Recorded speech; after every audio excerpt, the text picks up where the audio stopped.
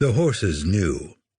They shied and stumbled as the Syrian smuggler named Mahmoud led them out of the battered trailer.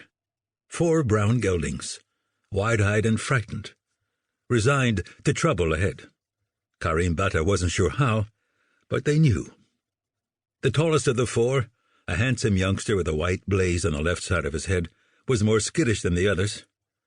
As his hooves touched the crumbly Anatolian soil, he swished his tail, pushed up the ramp, but Mahmoud jerked his reins and muttered at him.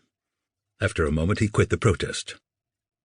The beasts feared the men around them even more than the trip they were about to take. They were gentle animals. Bata didn't like using them this way, but he had no choice. They were the best way over the border into Syria, the only realistic way to avoid the Islamic State's jihadis. Those modern-day trolls watched the roads from every angle, with checkpoints and rolling patrols and even drones. They needed no excuse but their black flags to snatch unlucky travelers. Bata circled the geldings, examining them like a trainer at a yearling auction. He was hardly an expert. He'd grown up in a 2-bedroom apartment in Detroit, but he'd ridden enough in the last 5 years to spot trouble. These 4 looked strong. They breathed easily despite the early afternoon heat. Their backs were straight, their eyes bright. Not like other nags smugglers had foisted on him.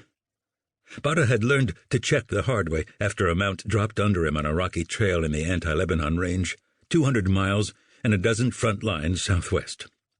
He had left the 4-legged corpse behind and staggered out of Syria on a broken foot. "Think I bring losers?"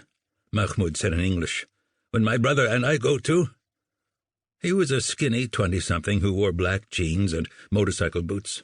His brother, Ajmad, was even skinnier and even younger, with a wispy mustache and smooth cheeks. They had taken Bata to Syria twice before, first to meet a Kurdish commander, an easy run, then a riskier mission to scout a warehouse where hostages were supposedly being held. The warehouse had turned out to be an ammunition depot, but the brothers brought Bata back to Turkey, with his head attached. A win. A tie, anyway. Bata still didn't entirely trust Mahmoud, but Bata didn't entirely trust anyone over here except his brothers-in-arms from the Central Intelligence Agency's Special Operations Group, or SOG. Even the Turkish intelligence service played both sides. The Islamic State of Iraq and Syria, the Free Syrian Army, the Martyrs of Syria Brigades, the Soldiers of Islam, the People's Protection Unit, and 100 others.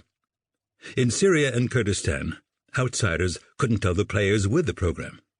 Sometimes even the combatants were confused. Bata had seen a firefight sputter out after the commanders realized that their bosses had agreed to a ceasefire the week before. A cosmic joke, even if the guy who'd been shot in the head wasn't laughing.